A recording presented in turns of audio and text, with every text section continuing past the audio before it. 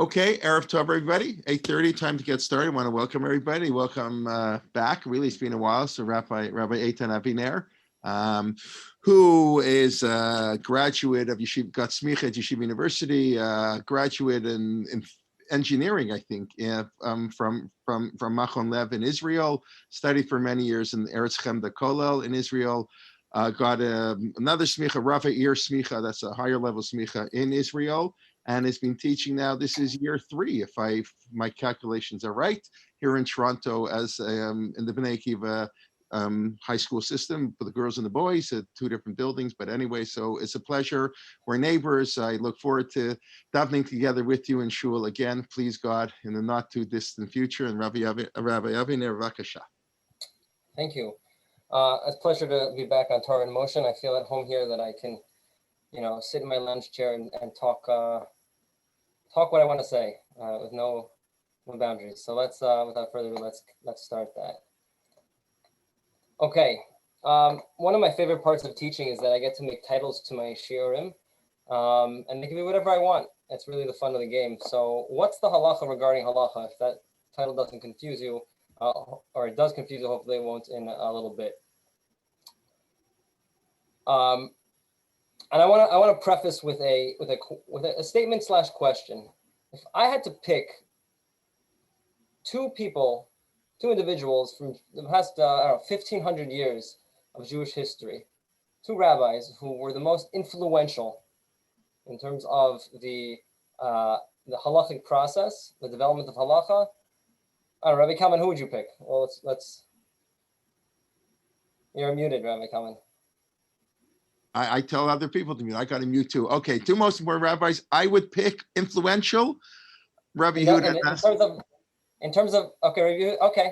I don't know what you're trying to say. I don't know what you're trying to say. I would pick.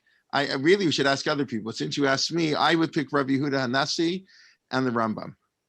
Okay, you're excellent. Going to tell me, of course, it's Rav Yosef Karo. I understand, but and you're right on a practical sense. But I don't think you can have a discussion about any topic and anything in Judaism, and the Rambam's not part of the conversation. Impossible. Okay, wonderful. So I didn't pay Rabbi Kalman to say any of that, but that's perfect because those are 3 individuals I want to discuss tonight. I said 2 because I limited it to 1,500 years. If we go back, I would have included Rabbi Yehuda Hanassi as well. Right. I'm sorry. That's right. Rabbi Yehuda Hanassi is 1,800 years. I'm sorry. I missed that part. All good. I want to talk about Rabbi Yehuda Hanassi as well. I don't want to confuse anybody with the. So let's take a Rambam and the Shulchan. Rambam and Rabbi Yosef Karo. Rambam of the 12th century and Rabbi Yosef Karo of the 16th century. Now,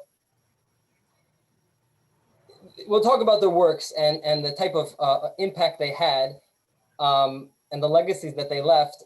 But what's less spoken about is the opposition to their works. And the truth is, I'll include Rabbi Yehuda Hanassi in this as well. We look at Rabbi Yehuda Hanassi as Hanassi, the great one, the great prince. But the truth of the matter is that there was much opposition, or not so much opposition, there was opposition to what his endeavor was in terms of writing the Mishnah as well. So that's a starter. So let's take a look. And actually, I want to preface with another point, with another question. It starts off with the Gemara in Gittin, kind of a distinction between Torah Shebechtav, the written Torah, and Torah Sheba'al Peh. So the Gemara in Gittin expounds and tells us how we know. Says as the following. We'll say in the middle.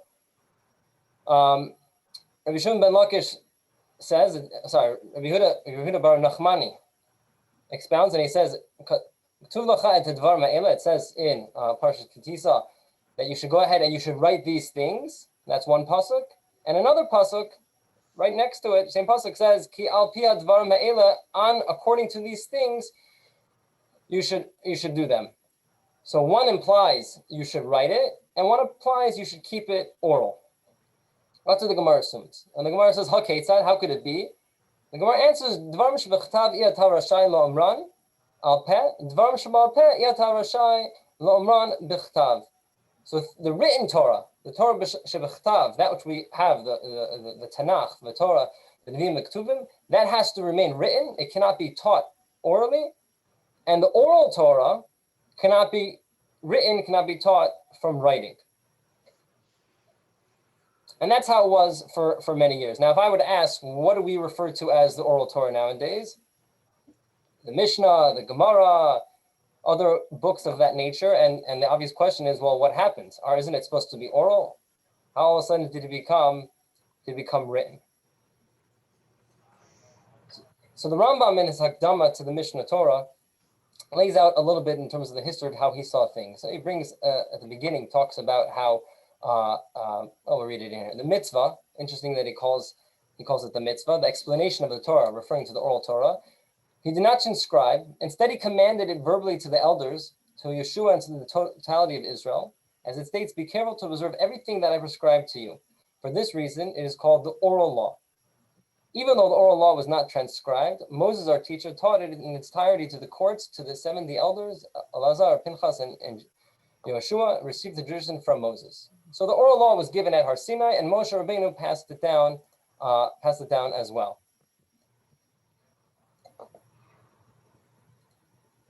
Okay. Now, he goes through the history and he says, lots of persecutions, and eventually, Rabbeinu HaKadosh Chibera Mishnah. Rabbi Yehuda HaNasi went ahead and he wrote the Mishnah. Why? What happened? From the days of Moshe, our teacher, until Rabbeinu HaKadosh, no one composed a text for the purpose of teaching the oral law in public. Instead, in each generation, the head of the courts or the prophets of that generation would take notes of the teachings which he received from his masters for himself and teach them verbally in public. It's very interesting. The Rambam there's actually a machloket rishonim about the prohibition of writing oral law. There are some rishonim who say that you're not allowed to write it at all. But the Rambam was of the opinion that you were allowed to write it, you were allowed to take your own personal notes, but to go ahead and teach it from writing, that was the prohibition. So the Rambam says in every generation, people would do this and they would have their own notes, but they would teach it orally. Similarly, according to his own potential, each individual would write notes for himself of what he heard regarding the explanation of the Torah, its laws and its new concepts that were deduced in each generation concerning the laws that were not communicated by oral tradition, but rather deduced using one of the 13 principles of biblical exegesis and accepted by the high courts. So another interesting point here is that the Rambam says that oral law, there was what was given at Har Sinai, but the oral law actually was something that evolved and developed over time. Namely, there were halachot, there were situations in which there was no specific law given, and the rabbis had to deduce, had to extract from the Torah itself, using the Yud Gimel Midosh HaTorah Nedrashat Behem, what to do in these specific cases. Interesting whether those laws have now a rabbinic status or a biblical status. That's a more of for another time. But in any case, the Rambam sees oral law as something which evolved and developed over time. But nonetheless, it stayed oral until Rabbeinu HaKadosh. Now, what happened? Rabbi Yehuda HaNasi in the 3rd century. And the Rambam writes like this. This situation continued until the age of Rabbeinu HaKadosh. He collected all the teachings, all the laws, and all the explanations and commentaries that were heard from Moses, our teacher, and which were taught by the courts in each generation concerning the entire Torah. From all these, he composed the text of the Mishnah. So Rabbi Yehuda HaNasi went around and he collected basically the writings of all the other Tanaim.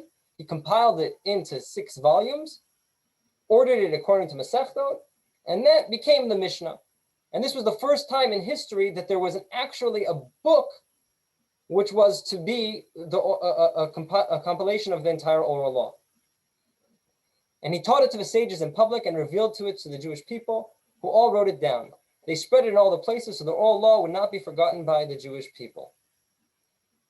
Amazing. Now, why did Rabbi Yehuda HaNasi do this? Is there not a prohibition against writing down the oral law? So the Rambam explains, why did Rabbeinu HaKadosh do such a thing? Instead of perpetuating the status quo, i.e., the prohibition of writing down the oral law, because he saw the students becoming fewer, new difficulties constantly arising, the Roman Empire spreading itself throughout the world and becoming more powerful, and the Jewish people wandering and becoming dispersed to far ends of the world. Therefore, he composed a single text that would be available to everyone, so that could be studied quickly and would not be forgotten. Throughout his entire life, he and his courts taught the Mishnah to the masses. Amazing idea. Rabbi Yehuda HaNasi comes along and he says, listen, if we don't start writing this down and have some type of unified text, there's persecution, the Jewish communities are spreading out. We have to bring everything together. We have to have a text. We have to write it down. And in the eyes of the Rambam, Rabbeinu HaKadosh, Rabbi Yehuda HaNasi, saved Judaism in that sense. Write down. What a great idea. Now, I don't want to be heretical here, but if it's such a good idea, then why didn't God do that? Meaning, why was there a prohibition to write it down in the first place? It seems like Rabbi Yehuda has a good point. Just write it down so you don't forget anything. I mean, don't we all do that? Why is there an oral law at all? I'm okay with opening this up. If anybody has a suggestion, I think the question is better than any answer we can give at this point in this year. People had better memories back then. Okay, it could be that it was easier for them to memorize it. But let's say you have a bad memory like me. Why is it prohibited to write it down? To have notes when you're teaching it?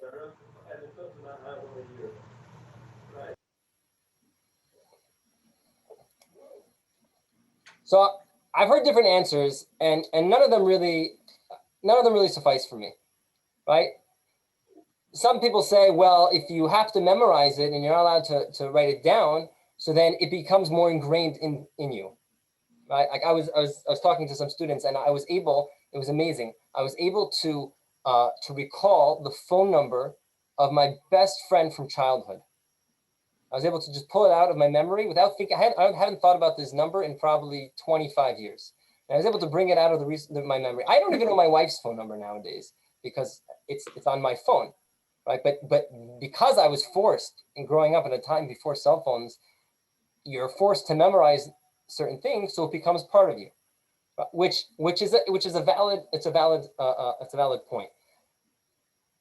But the problem with that answer is that if you look at how now that we have the oral Torah written down, we have the Mishnah, we have the Gemara, we have everything which came after it, I don't think it's any less part of us. I mean, there are great Rosh Yeshiva who Yom V'Layla, they're osek in that. It's who they are, it's their identity. And furthermore, those who are very much into learning the Tanakh, the Chumash, and Nevi'im and Ketuvim, so is it not part of them because it's written down? So that answer is I find a little shaky. Rabbi, I don't know if do you see the answers in the chat box? In the chat box, just okay. Take a look. So okay, good.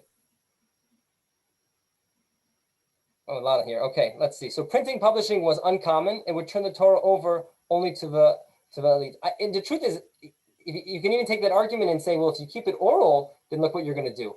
Only those people who had great memory, who can go ahead and categorize it in their heads and keep it like that, they're going to be the ones that are, so to speak, the owners of it. To engage in debate, is that a good thing? Do we want to engage in debate? In fact, as we'll see, the Rambam views machloket as something that's very negative, right? That it was a historical accident. Halavai that we never had machloket. We should just erase all of machloket. In fact, the Rambam is going to do that in a very next line. Less flexible, frozen. Okay, so some of these ideas we're gonna talk about.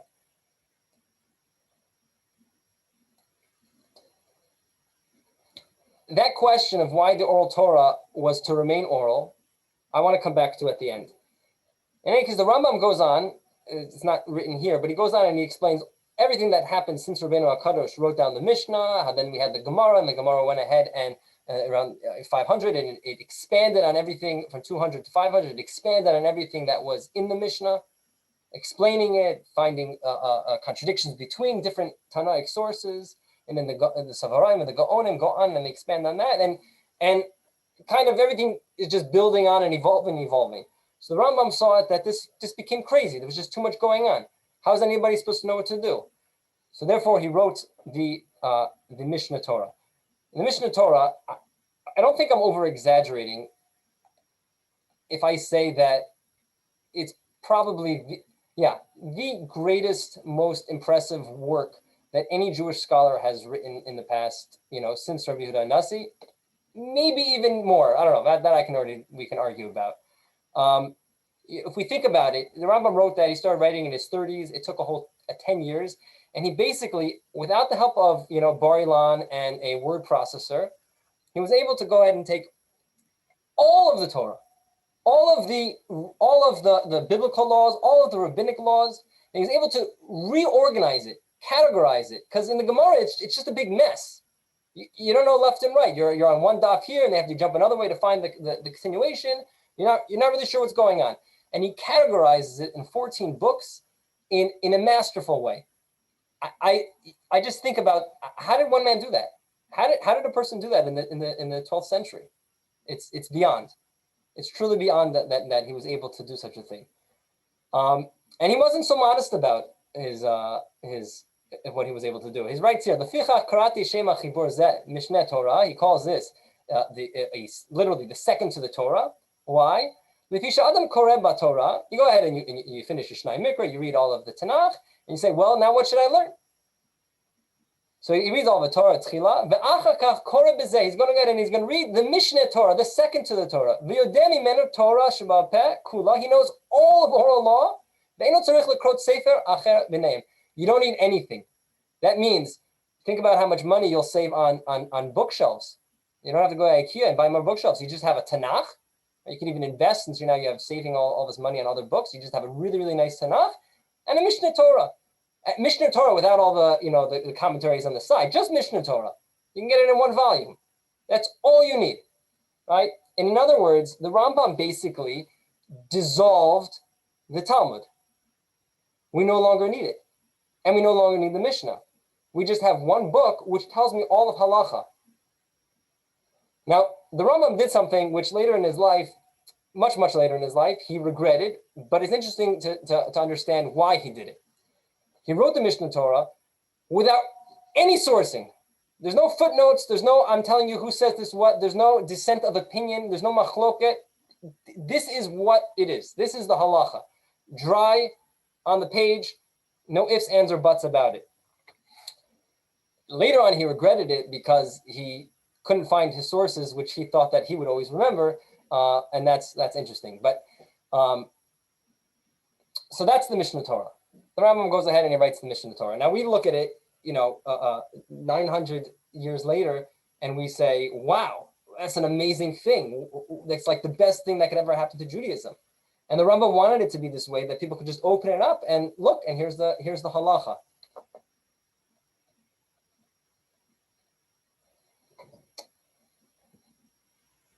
The I know this is a controversial topic, but I think it's clear in the Rambam writes a letter to a certain Rav Yosef, where he talks about his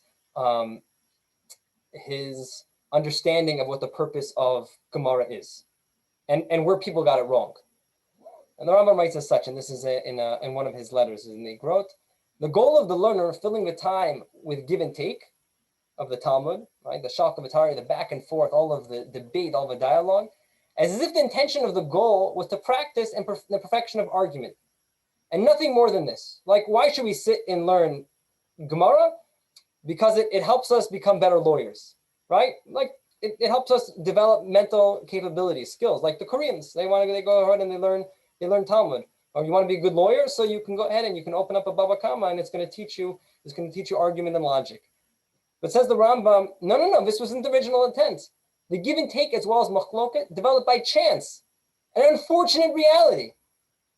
But when the issue was in stalemate, whereby each man stood behind his interpretation, he wouldn't give, it was incumbent upon each to show their proofs and defend their opinion. Oh, missing the rest of the letter. The rest of the letter, the Rambam writes, I apologize, it's not here. The Rambam says that it's not about the dialogue back and forth. Okay, that's not what it's about. It's about, in the end of the day, we need to find the bottom line halacha. I really apologize that it's not here. You need to get the bottom line halacha. At the end of, Daf Chav Vav in the Gemara, it tells you what the bottom line, halacha takeh, what's the halacha? That's what it is.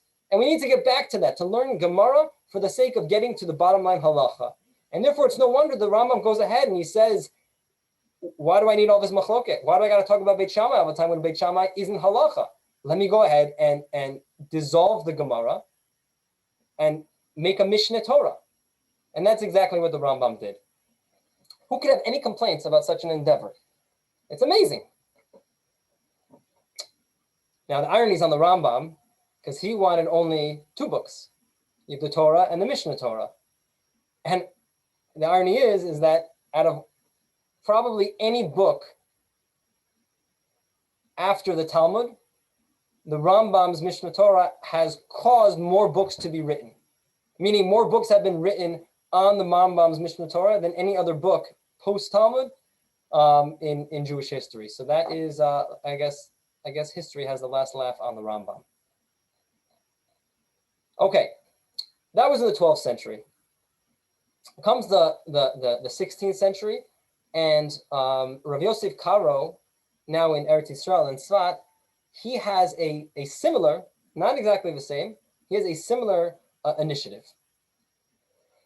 Now, Rav Yosef Karo saw, and he's the start of basically the Achronim period, very much because of this work.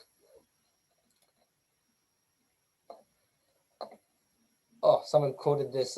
Yes, I saw Rav Schechter's his For comments. later, I put it in. We can discuss it at the end of the show. Yeah, I don't want to get into that because I don't want to go too political. But Right. yes, That was quite a piece. Quite a piece. Okay, we'll stay away from that for now. Now, so Rav Yosef Karo lived. So now we have 300 years later, and a lot has happened. Right, the Rambam's idea of now having one book which everyone's happy with didn't really work out that way. All of the other Rishonim start to write their books, and they're starting to argue on the Rambam, and you have lots of different opinions. And so Rabbi Yosef Karo writes here that the evolution of history, lo na'asit haTorah kishtei Torot. We don't now not how to have two Torot, but rather ela ketorot ein mispar rov hasfarim nemsem b'bir mishpatim v'dinei. We have endless books. Every Joe is writing some type of perush on the Talmud or some type of book of halacha, and what are you supposed to do? Let's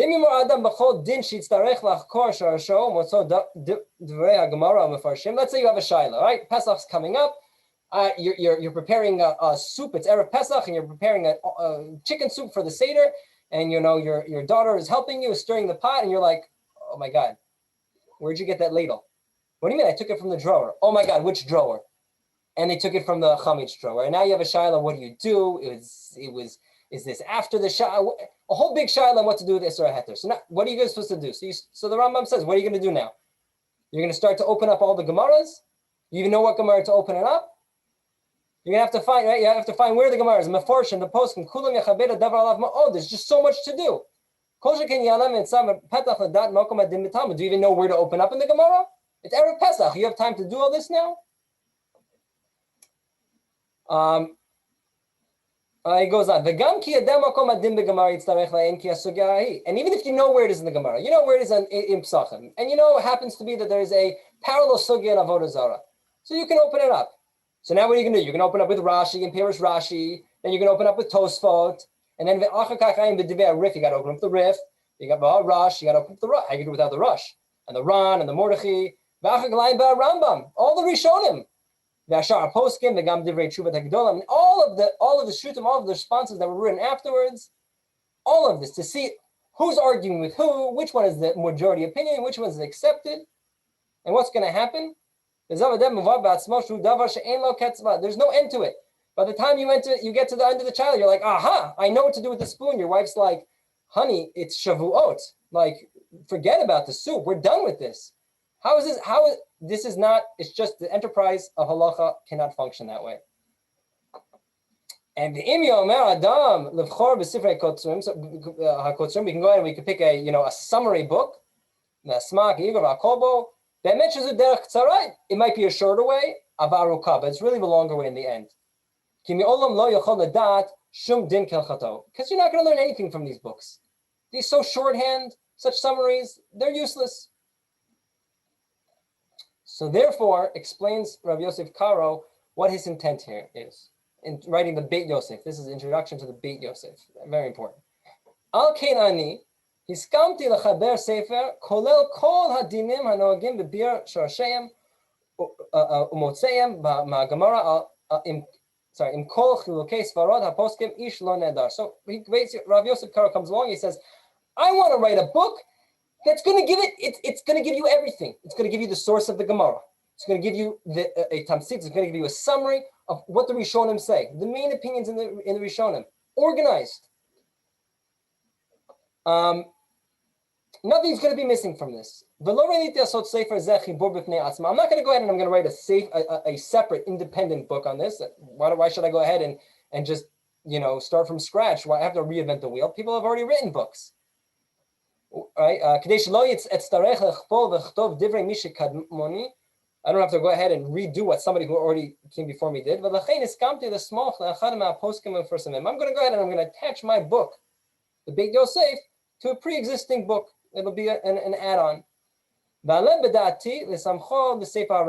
first, this is actually very interesting. At first, he's like, you know what? Do it on the Rambam. Any greater sefer that I can do? And then on the Rambam, is the greatest. Let me go ahead and write it on the Mishnah Torah. But I reneged. I decided not to do it on the Rambam.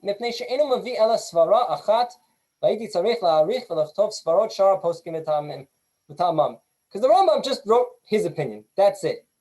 And if I want to go ahead and I really want to get to the bottom line, what the halacha should be, I would have to go ahead and start in a sense from scratch in all of the other opinions. So it's not so practical. The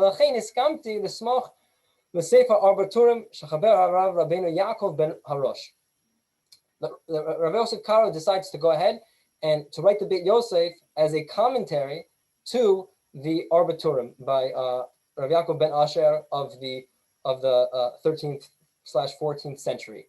Now, I don't think the tour gets enough credit for what he did. I mean, he really, the order that we have of the Shulchan Aruch, it's really tours. He's the one who organized that the way that he did, and he really wrote the first encyclopedic, kind of index on halacha the way he did.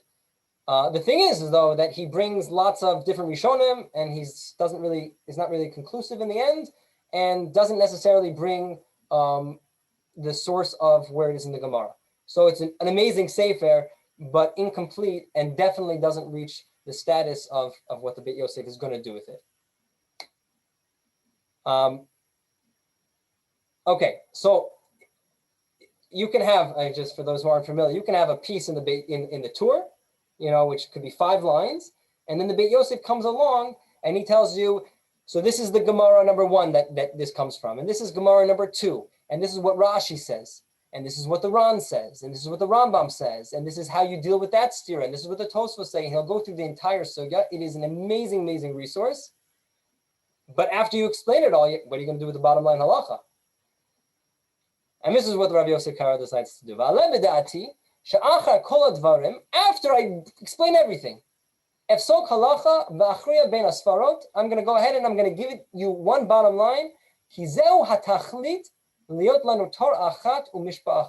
at the end of the day, what do we want? We want one law, one Torah.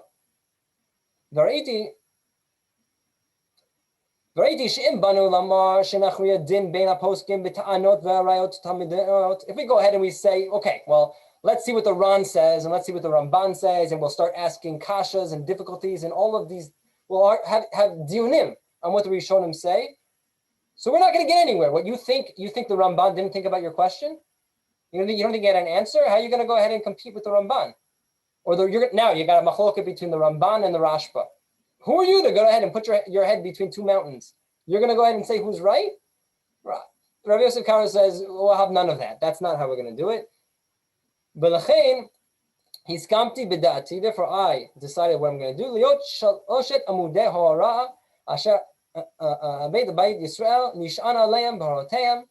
I'm going to use the 3 big pillars of hora, of psak, of halacha. And who are they?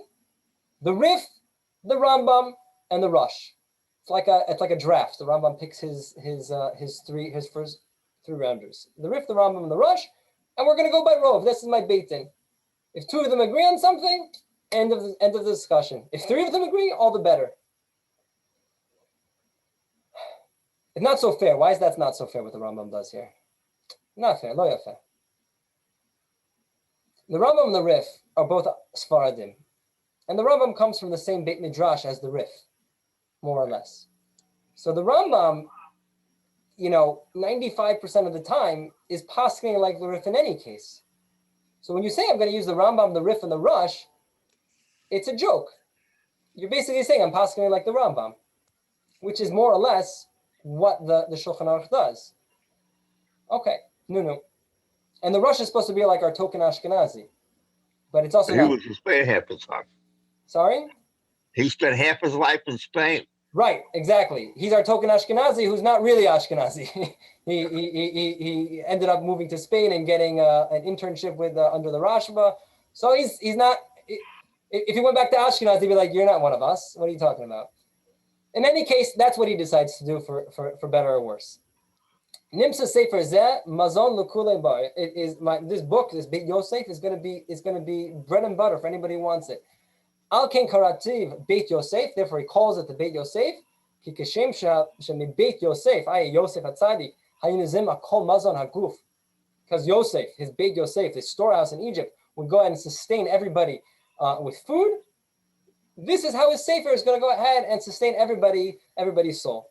V'otam sheni kizeh chalki mikol amali. This is his amelus. This is his magnum opus.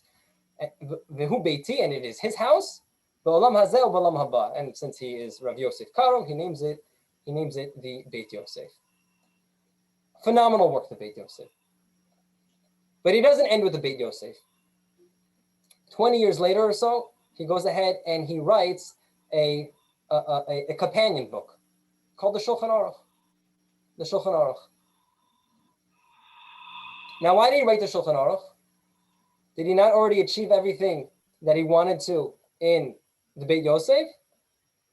And now here we get very controversial. If I bring this up in any Beit Midrash, fists start fighting.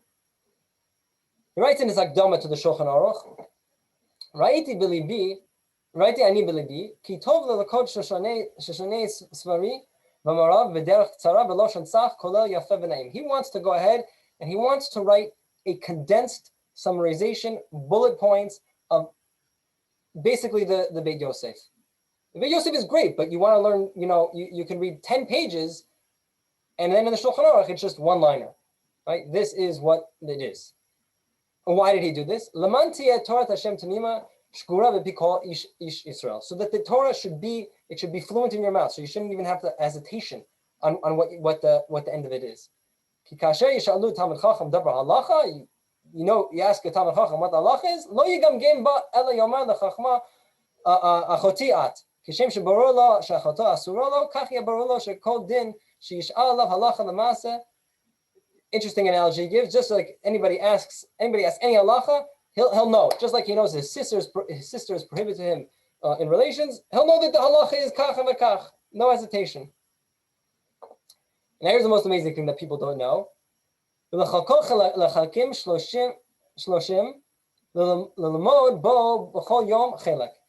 says, I want to divide the Shulchan Aruch into 30 sections. Why? So that you can learn every day. This is the first daf yomi. So you can learn every day a portion of the Shulchan Aruch, and every month you're doing a complete chazara on the Shulchan Aruch. Now this is absurd. This is insane. I wrote here. This is my own writing. There are 1,685 simanim in the Shulchan Aruch. All right, you divide that up. You have 57 simanim a day. 57 simanim a day.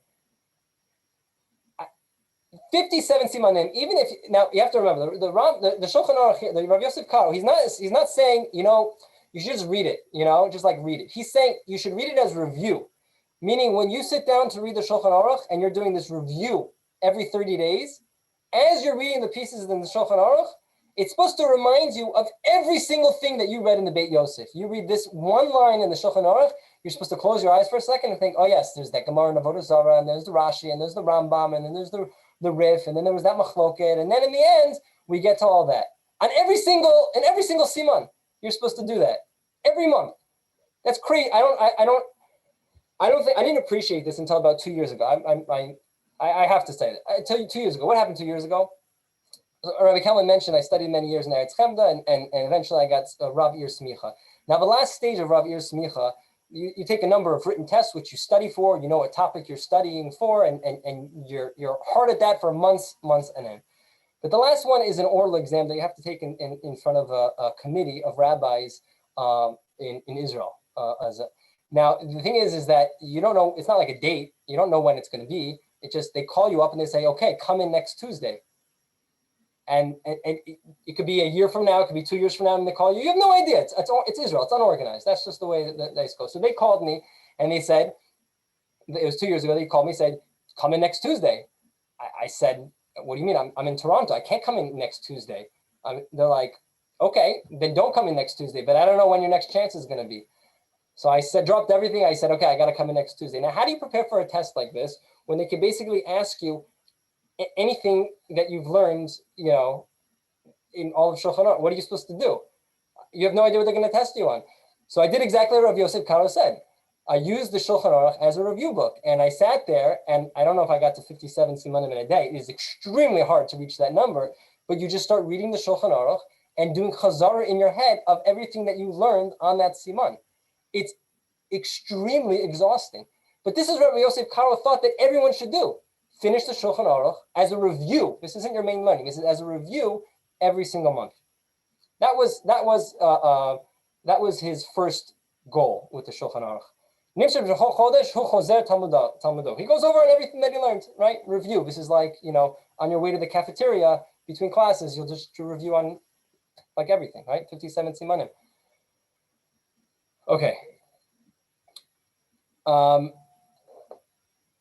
Vizot od, another reason, hatamidim aktanim, even the little kids who aren't sitting down and learning Gemara and the Beit Yosef and all the Rishonim, but they're going to do the Shulchan Aruch, and it's going to be in their mouths so clear, right? It's going to just be so clear. They'll know it by heart like a lullaby. And so when they're older, they'll know the bottom lines and they'll match it to the halacha that they know. The Karati Shem Sefer Zet Shulchan Aruch. This is he calls it the Shulchan Aruch. Why? Well, even before this line. Why do I say this is debate? Because it's there. Even in the Achronim, there's a debate whether the Shulchan Aruch was written as an independent sefer of halacha or as just a companion to the Beit Yosef, and he never in a million years expected anybody to just open up the Shulchan Aruch in their adult years and paskin straight from that. And that machlok is not just academic; it will impact on how you read certain things within the Shulchan Aruch. I have a certain opinion on it. I think I made it clear what it is, but if not, for another time. Now, here's the interesting thing. He says, "V'krati shem sefer zeh Shulchan Aruch." Why does he call it the Shulchan Aruch, the set table? Ki bo yimtzah ha'agah kol minei mit'amim arukim b'chol mishmorim sdurim burim. Because you're going to find a set table with all of these delights on it. All the food is set there. You just come to the table and you go ahead and take what you want to eat. Why is this interesting? Where does this language of Shulchan Aruch come from? This analogy to a Shulchan Aruch. This brings us to the beginning. And this has to do with the Parshat Mishpatim. It's the Mechilta. The Mechilta says like this. Amalo HaKadosh Baruch Hu LaMoshe. Moshe and Kadosh Baruch Hu are having a little discussion. Lo talal datcha. Hashem says to Moshe, don't even think about it, Moshe. I know what you're thinking. Don't do this. You're going to say what? I'll teach them something 2 or 3 times. I'll just teach them 2 or 3 times. They'll understand what to do. They'll get the main psak at the end of it. But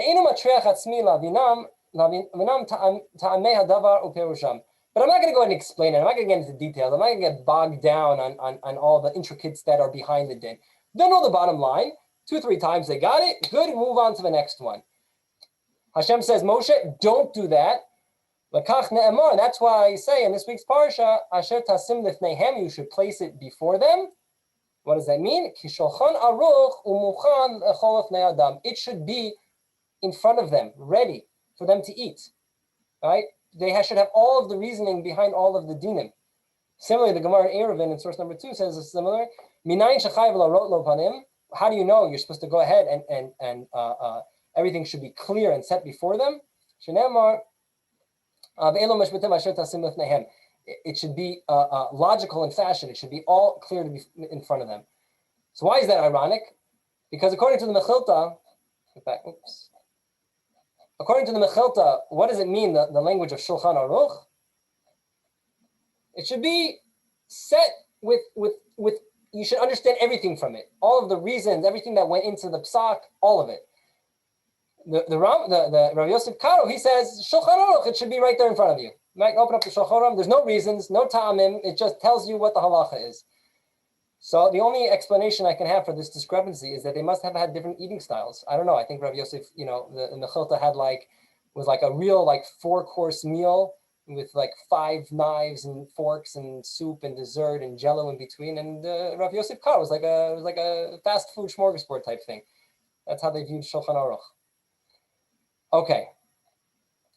All right, that's the Rambam, and that is Rav Yosef Karo. Similar ideas, similar, not exactly the same, that we need to codify this idea of codification. We need to codify halacha, that there should be one Torah for Am Yisrael. It should be clear. We don't need machloket. You need the bottom line. This is what to do. We don't have time now to open up every single sugya and to go on and have rayos back and forth. Now, the first opposition to the Shulchan Aruch isn't really an opposition so much. It's the Ramah. So Rav Moshe Isserles, who lived at the same time of Rav Yosef Karo, he lived in Poland. Now, interestingly, he was writing the exact same. He was writing something exactly like Rav Yosef Karo. Rav Yosef Karo just beat him to it. He published it beforehand, and you can imagine your life work, and like you're about to like go ahead and you finish, you're like and then someone comes running in. They're like, "Hey, did you see this new book that I just got at like Barnes and Nobles?" And you're like, "Are you kidding me? Like I just 20 years. Like why didn't we have like Google and I could have found out that he was working on this?" So Rav Moshe Isserles, instead of deciding to go ahead and print the work that he was working on, he says, "You know what? I got a better idea. I'm going to go ahead and I'm going to write a commentary on the Beit Yosef, and I'm going to write a commentary on the Shulchan Aruch." Right? He calls it the Darchei Moshe on the Beit Yosef, and the Mapa for the Shulchan Aruch. Interesting, he calls it the Mapa. He calls it the tablecloth, right? Nobody calls it the Mapa. They call it the Ramah. But he was trying to be like, all linguistic and poetic, but it didn't catch on. But let's see what is right, because it's interesting what he writes and what he actually does in the Shulchan Aruch. So the Ramah, Rav Moshe Isserles writes like this in his Hakdama, his introduction. We should have a course just on a series, just on introductions. I mean, they're just, once upon a time, people wrote introductions. They were important. They told you history. They told you intent of writing the books. Now people write introductions. It's just, thank yous. Anyways, the Ramah writes like this: Bate acharav, I'm now coming after the Shulchan Aruch. Lefros mapa al Shulchan Aruch. He set the table. Let me put the tablecloth on. Shechaver aleim kol pri magadim. He gave all these delights and treats. Mitamim asher yahev adam, that everybody loves. Beautiful job he did. Ubelow zeh hashulchan asher hu arach lefnei Hashem lo natnu adayin lefnei adam asher b'niyot elu. But the problem is his book, his table. It's not the treats that he put there. They aren't for our taste. They aren't for our palate up here in Ashkenaz. Asher rubo minhagim midonot elu nohagim kivate. We don't really hold like most of the stuff that he says. What, the Rambam and the Rif and the Rush? You think that they have control of what goes in Ashkenaz? We got the Chumas Hadeshin, the Gos Ashri, we got Tosfot, Rashi, we got all these other Ashkenazim. Okay, as he says, therefore I decided I'm going to go ahead and I'm going to add on the opinion of the Ashkenazim on the side. I'm just going to make a little commentary so you should know not everybody holds this way. There are other opinions, also other opinions. And if anybody has a good palate, he can go ahead and he can taste which is the right opinion. I want to be intellectually honest, says the Ramah. I'm gonna lay it all out for you. That's what the Ramah says he's gonna do, but he doesn't actually do that. He kind of tells you, he wants you to think that the halacha is like the Ashkenazim, and he does this often. The Mechaber, the Shulchan Aruch, Rav Yosef Karo will write something which is possibly a little enigmatic. It can be read in two different ways. And Rav Yosef Karo was assuming you would know how to read it because you read the Beit Yosef. And the Ramah will go ahead and add on a few words, which totally is not like, and you should know there's another opinion which says something totally different. He'll add on a few words. He'll say, and by the way, what this means is X, Y, and Z. Meaning he'll re-explain the Shulchan Aruch to go ahead and sometimes be like the opinions of the Ashkenazim. Not always, but he does it enough that there's actually one of the Nosei Kalim, I think it was the Taz. One of them goes ahead and he wants you to make it clear. He writes, I want to make it clear that the Shulchan Aruch does not say like the Ramah makes him say, right? They hold, there's a big machloka going on. Don't think that they hold the same thing.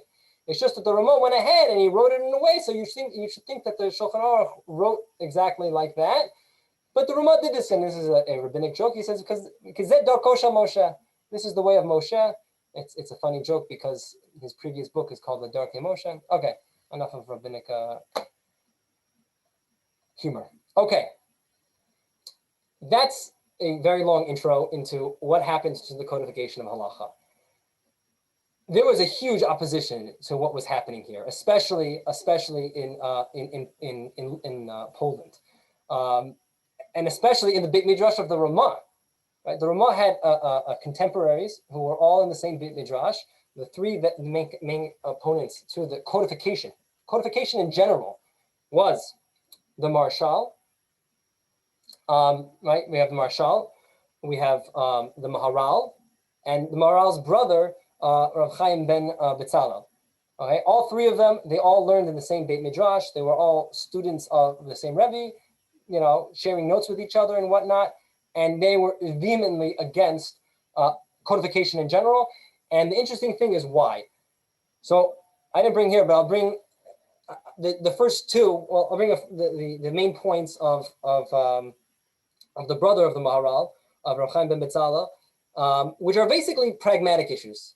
They're pragmatic issues, and they're as such. Like, let's say you have somebody who opens up the Shulchan Aruch, and all of a sudden they're looking at it, but the guy's not the biggest Talmid Chacham, and he's looking at it. He knows a little learning. He can read what's going on, and he goes out and he paskins halacha from the Shulchan Aruch. He paskins halacha from the Shulchan, but he doesn't really understand the sugya, so he's going to make a mistake. And this happens. This happens nowadays. I had somebody ask me a question once. They asked me a halacha question, and I told them what my answer was, and they said, "Oh, but I spoke to this other rabbi, and he told me this, and he actually quoted for me this line, and he quoted me a certain line in the Shulchan Aruch." I said, "Yeah, I know that line, and it's talking about a totally different halacha." Meaning, even Talmid Chacham, even rabbis, they make a mistake if you don't understand the full extent of the sugya. And the problem of making a book of law, of codified law, is that people will just go ahead and they'll rely on that, and they won't go to the sugya. They won't understand things to its depth. So besides people making a mistake, it's also going to lead to now a secondary mistake. People will stop learning Be'in. They'll stop learning in depth because they'll say, what do I need to? I got a book of codified law. It tells me everything I need to do. Other issues are that we think that all communities develop the same. All halacha was the same in every community. Every community has different customs and different halachas that developed. So the Shulchan Aruch says that this is how things are in Sfarad. That's how everyone did, right? In Poland, you think all of the communities did exactly like the Ramah said? It's not true at all. And not only that, it confines it will, so to speak, it'll detract from what the current practices are. Right? You see this in, I heard this from Rav Schachter. Rav Schachter once was talking about how the Mishnah Torah became, had so much teeth, because when Rav Schachter says when he was growing up, nobody learned the Mishnah Torah. You learned the Levush, you learned the Kitzur Shulchan Aruch. You didn't learn the Mishnah Torah, but how did the Mishnah Torah have so much teeth, especially in North America? Because the Talmidim of the Chavetz Chaim came and they started to go ahead and teach his Torah and teach his Psakim. But Rav Schachter, I have to take Rav Schachter's word on this, but he says even in Radin, they didn't paskin like the Mishnah Torah. The Mishnah Torah writes all these different halachos, and you ask people in Radin, they're like, nobody does that, right? So, but now the Mishnah Torah writes it, and it becomes the halacha in North America because Talmidim come and they make it the halacha. And some places it'll overtake what the current custom is. So another claim against codification is that, what do you think? You think there's one Torah for everybody? There isn't one Torah for everybody. There are different communities. The Torah has evolved in different societies. Okay, all of those are pragmatic. We could deal with those. Those are little technical issues that we can get over. We can create a better codified book which deals with them. But I want to go to something more essential, a more essential machloka. But even before that, it's something interesting that the Maharal writes. The Maharal writes near here. I'll read it in English quickly. Nowadays, if people would decide halacha from the Mishnah, that would be enough. Right? Let's go back to the Mishnah, because the Mishnah is at least at the beginning of the Talmud. But instead, they established halacha from collections of rulings meant for practical guidance. Right? They're jumping to all these shulchan aruchs, so to speak, which were made just to issue rulings. Should be not made. Which were not made just to issue rulings, which were made to issue rulings, but not to learn from. This is even further evil. The Rishonim, such as the Rambam and the Torah Blessed Memory, even though they also wrote their rulings without explanation, they just intended to provide practical rules based on what emerged from Talmud. However, for one to establish halacha from it without knowing where the law emerged from, as a law without reason, that never entered their minds. If the authors had known that their works would cause people to leave the Talmud and would determine halacha from their works, they would never have authored them. For it is better and more proper, this is a crazy statement that he makes, to establish halacha from the Talmud, even if one worries that he will not follow the true path and decide truthfully, then his decision should be accurate. Right? And I saw actually a Chuvas of a Gaonim, someone showed me last week, where he says, better to rule from the Talmud and make a mistake than just rule from one of the Chuvas of the Gaonim and absolutely know what you're talking about and follow his ruling, even if it's correct. In any case, a wise man has only what his intellect gives him and understands from the Talmud, and if his wisdom and understanding lead him astray, still is beloved to God. Now, the Maharal's basic point here is that these books were never meant to be just a psak. It's supposed to be at the end of your limud, you can go ahead and use them to go ahead and kind of summarize or justify the original psak. I'm sorry, me against the Maharal, but that was not the intent of the Rambam. You know, maybe you can, Rav Yosef Karo, I'll give it to you. But the Rambam is clear as day. The Rambam dissolved the Gemara. He said, you don't even need it. Like, just open my book and here is the halacha. If you would ask the Rambam, do you want me to first learn the Gemara and then come to you? He'd say, no, don't waste your time. Here it is. Just open my book. Here's the halacha. Why waste your time learning the Gemara? So hard to make sense of how to justify the moral statement there. Anyways, it was an interesting point. Rabbi Kamal, how much time do we have? Officially, you have 7 minutes. Unofficially? How much do you need? Oh, okay, I understand. Oh, you know what? Maybe summarize some of the sources so you can get to the end. Okay. Gershom Shalom. I like a shir that has the Rambam and Gershom Shalom in the same shir. You know. Oh, so. Okay. We got okay. We won't leave. Yeah. So the Yom Shel Shlomo Luria, I think, makes the most essential argument against codification. It's not pragmatic. It's not a technical issue. It's going to cause this. He says, I don't care what solutions you have to all the issues my companions raised against codification. Under no circumstance should there ever be any book of codification of Jewish law. It's anti-halachic. It's anti-halachic. It's anti-Judaism. Judaism is not a book of codified law. Okay, I'm gonna say outside, right? He says, first of all, Rabbi Yosef Karo, who do you think you are? You think that you're going to go ahead and write a book that like is going to end all machloket? You don't think the Rambam tried this? Did it work? It didn't work. There was just more machloket. And he goes as far as to say, look what Rabbi Yehuda, this is crazy because I've never seen anybody attack Rabbi Yehuda Nasi on this. Look what Rabbi Yehuda Nasi tried to do. He tried to write down the oral law so that it shouldn't splinter off. So we shouldn't forget it. And what happened? Is the Mishnah a success? I mean, until I read this, I would have thought, yeah, absolutely, the Mishnah is a success. Well, of course, the Mishnah saved Judaism. But he says it's a disaster. Because you know what happened from the Mishnah? The Talmud. We've got Gemara. And we got more arguing and more fighting and all this. And he didn't do anything. The codification doesn't work. And this comes to the original point. Oral law is meant to stay oral. It's not supposed to be written down. The Mishnah was not supposed to be written down. Maybe it had to, and we have to bite the bullet on that one and deal with the ramifications of it. But it wasn't supposed to. We have to talk about why it wasn't supposed to. And just like oral law wasn't supposed to be written down, halacha is not supposed to be codified. It's just not, under no circumstance. Okay, he's got some sharp words. We're gonna leave that. What's interesting is what he writes at the beginning. He writes this in his Akdama to Baba Kama. He writes this in the Akdama to Chulin, more or less the same, with minor differences. He writes like this. He says, where we're going to jump in. He says, Shlomo HaMelech says he was criticizing people at the times that people are writing Svarim in Kates and everybody's writing their own things, and it's awful, right? So who are you, the Rambam, to go ahead and nowadays it's just worse, right? ושלא לטמוע על המחלוקת בריחוק הדעות, זה מטעמי וזה מטר וזה עושה וזה מטר וזה פוסל וזה משהו. You shouldn't be surprised by all this machloket that's going on here. Why? זה מרחב וזה. אם דעתם לשם שמיים. If everything is done לשם שמיים, with good intent, that's how it's supposed to be.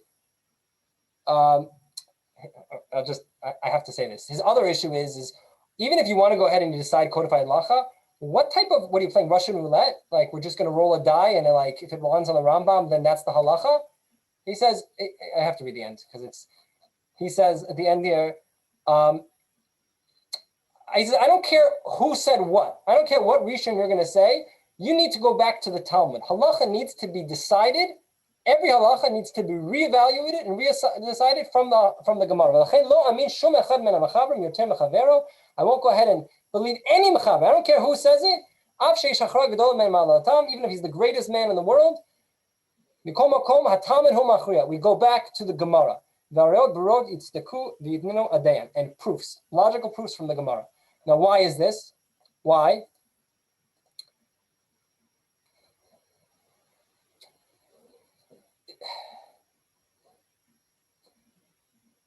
The Maharshal brings, it's a little bit mystic in a sense. He doesn't say it in a mystical sense. If you just read it, you're like, oh, that's nice, that's poetic. But he's going into mysticism here. And he's saying, we'll go straight to Gershom Shalom, okay? Gershom Shalom is an interesting person. I could get Torah in Motion, I can mention him, but in other places I might not be allowed to. But I'm a fan of a lot of the stuff that he writes. I think he did a tremendous, he opened up Jewish mysticism. He took it to an academic level, and his stuff is really beautiful. That aside. So he says like this, talking about the nature of revelation itself. Revelation is revelation of the names of Hashem, which are perhaps the different modes of his active being, whatever that means. Okay, the creative force is thus concentrated in the names of God, which is the essential word that God sends forth from himself, is far greater than any human expression, than any creaturely word can grasp. It is never exhausting by finite human word.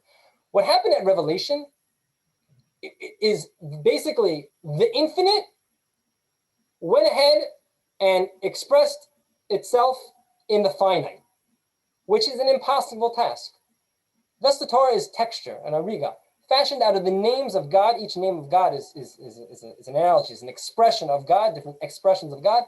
As the early Spanish Kabbalists is referring to Rabbi ibn Gabai, who was the first one to really set forth a comprehensive doctrine of Jewish mysticism. Out of the great absolute name of God, which is the final signature of all things, he's referring to the Ramban here. It constitutes a mysterious whole whose primary purpose is not to transmit in a specific sense to mean something. Revelation is not to give you, this is the halacha. This is a pasuk. This is a word. Absolutely not. Rather to express the force of divinity itself, which is concentrated in this name. If it's not, it'll be clear. Thus, the very words that we read in the written Torah and that constitutes the audible word of God and communicate a comprehensible message are in reality meditations through which the absolute word, incomprehensible to us, is offered. The absolute word is originally communicated in its limitless fullness, but, and that is the key point, this communication is incomprehensible. You can't take it and fit it into a box. It doesn't fit into words. It doesn't fit into one way of looking at things. It's not a communication which provides comprehension, being basically nothing but the expression of essence. It becomes a comprehensible communication only when it is mediated. It is this thesis that the word of God carries infinite meaning, however it may be defined. Even that which has already become a sign in the strict sense, and it is already a mediated word, retains the character of the absolute. But if there is such a thing as God's word, it must, of course, be totally different from human word. It's an analogy. When we talk about God spoke, and God gave these words, God said something, God doesn't speak. That's not how the infinite expresses itself in the finite. It is far-reaching, all-embracing, and, unlike a human word, cannot be applied to a specific context of meaning. In other words, God's word is infinitely interpretable Indeed, it is the object of interpretation par excellence. In every word, there now shines an infinite a multitude of lights. We now face the problem of tradition. Now he gets to the point. As it is presented itself to the Kabbalist. If the conception of revelation as absolute and meaning-giving, but in itself meaningless is correct, then it must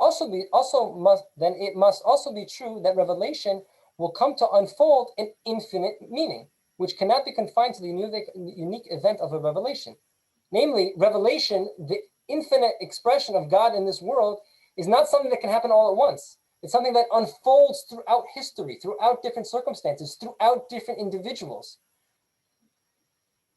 Only in its constant relationship to history, the arena in which tradition unfolds. Theologians have described the word of God as as absolute concrete. But the absolute concrete at the same time, the simply unfulfillable, is that which no way can be put into practice. The Kabbalist idea of tradition is founded upon the Okay, here. Tradition undergoes changes with the times. New facets of its meaning shine forth and lighting its way. Tradition, according to its mystical sense, is oral Torah, precisely because every stabilization in the text would hinder and destroy the infinite meaning, moving and constantly progressing and unfolding elements with it, which would otherwise become putrefied. The writing down and codification of the oral law, undertaken in order to save it from being forgotten, was therefore as much a protective, a pernicious act demanded by the historical circumstances of exile. It was profoundly problematic for the living growth and continuance of the tradition in its original sense. Meaning, if you imagine you had like a waterfall, right? And this is oral law. This is the revelation coming. And you say, wow, it's just moving, it's going. So what do? You take a picture of it and you freeze frame it. This is a freeze frame of oral law. That's not revelation. That's not halacha. That's one freeze frame of halacha. But it's ever flowing, and it could be expressed in many different ways. And that's what contradiction is. That's what machloket is. And that's why the Maharshal is saying you need to go back to the Talmud to go ahead and find the halacha. Because the way the Talmud, it wasn't like poorly edited. Like students ask, why are we learning the Gemara? Let's just learn, bottom line halacha. Give me the Rambam, give me the Shulchan Aruch. Halavai, they should be saying that. Why are we learning Gemara? Okay, right? It's all roundabout. There's machloket. There's fighting. The Maharshal is saying and Shalom is saying, that's the point. Like it was intended to be that way, so that you should get into the flow of the water. You don't want to freeze frame. And every posek has to go to his situation, go back into the sea of Talmud and see how the waves are going to ride for that specific case. There cannot be a codification of halacha because halacha is ever evolving. It's an expression of the infinite in the finite. And when you codify it, you've killed it. You've lost it.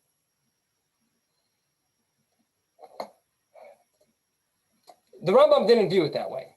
Right? The Shulchan Aruch didn't view it that way. Machloket is bad. Let's codify things. Let's make it one. Right? It's a historical accident that we broke it up to things. But that's not how the mystics viewed it.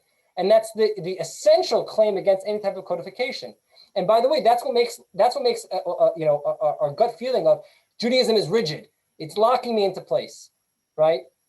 If you want a real controversial article, you can go online and read Nathan Cardozo's article on this. I think he pushed the limit a little too far, but he basically makes the same exact point, just a little more extreme, that halacha was not supposed to be rigid. It was supposed to be ever flowing and adaptive to all of different cases.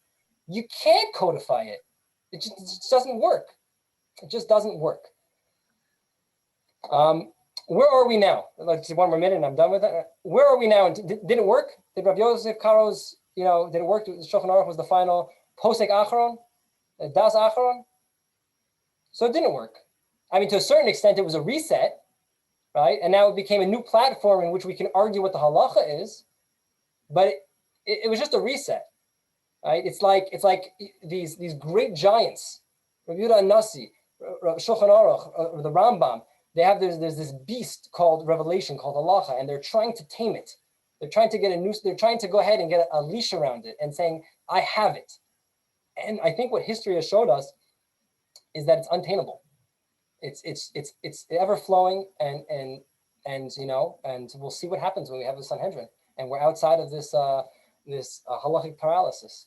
Okay, I'm past my time, so I will. Rabbi, thank you. I know it's late, and I don't know if we have really time, but I would love to discuss the Dor Revi's introduction with you. I assume you're familiar with it, which says many of these same points in a very Zionistic sense, that now that we've returned to Zion, the Dor Revi, I mentioned him in some of my shiurim in the summer, the great-grandson of the Chatam Sofer, the first oldest great-grandson. Therefore, he named his book Dor Revi as a sefer on Chulin, and he wrote a phenomenal introduction to the history of the oral law. He was from Hungary, and there were not so many Zionists in Hungary. They basically threw him out of Mattersdorf and Klausenberg, and he came to Israel in 1923. And he was a big Zionist, and he writes how the law, it's bad that we have a Gemara, kind of. I mean, he doesn't say that exactly like that, but written law, codification is really bad, and we had no choice. Codification is exile. And when we come, and redemption is when we don't have codification, when we have a flowing halacha to be flexible, deal with the ever situation. And now that we're coming back to Israel, he's writing this in, I don't know exactly when, but he died in 1924. So I already comment on it, but Rabbi, you want to spend a minute commenting on the Dor Revi? I'm sorry if I did it for you. No, I agree. I agree in a certain sense of I mean, I think the Am Yisrael is in a sense, Am Yisrael is being splintered in two different ways, right? There are, you can go to certain bookstores and you can find a 700-page volume on the mitzvah of Tfilat Kelim.